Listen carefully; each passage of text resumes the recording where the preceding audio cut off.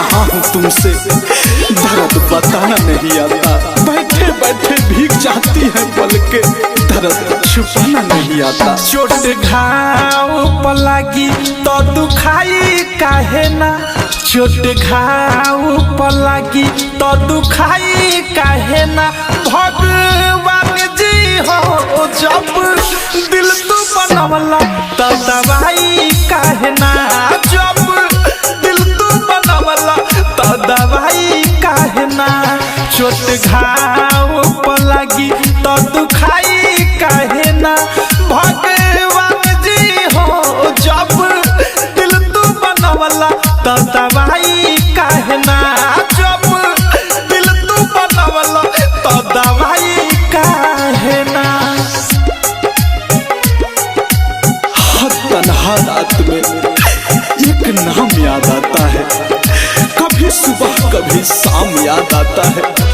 जब सोचते हैं कर ले दोबारा मोहब्बत, फिर पहली मोहब्बत का अंजाम याद आता है। प्यार में धोखा जदी मिले लगी से, बहाना दवाई दर्द मिटाई लोग कैसे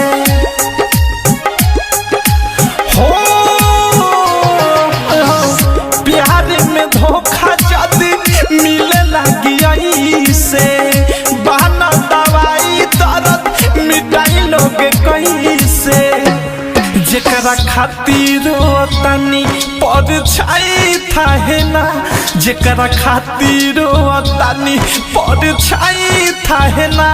भगवान जी हो जब दिल तू बनवला तो दवाई काहे ना, जब दिल तू बनवला तो दवाई काहे ना। कभी सोचा भी नहीं था जिंदगी में ऐसा भी फंसाना होगा। रोना भी जरूरी होगा और आंसू भी छुपाना होगा। खोजलो पर मिलत नहीं खे कहीं दवा खाना में, मन नहीं करे थारू जिए के ये जमाना में।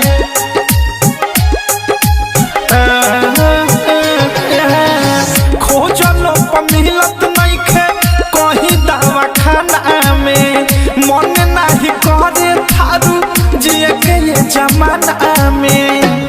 अवध से अनुराग मिसाइल पछताई काहे ना, अवध से अनुराग मिसाइल पछताई काहे ना।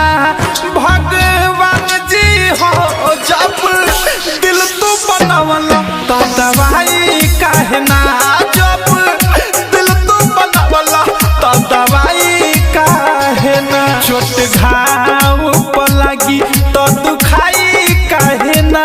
भगवान जी हो जब दिल तू बनवला तो दवाई काहे ना, जब दिल तू बनवला तो दवाई काहे ना।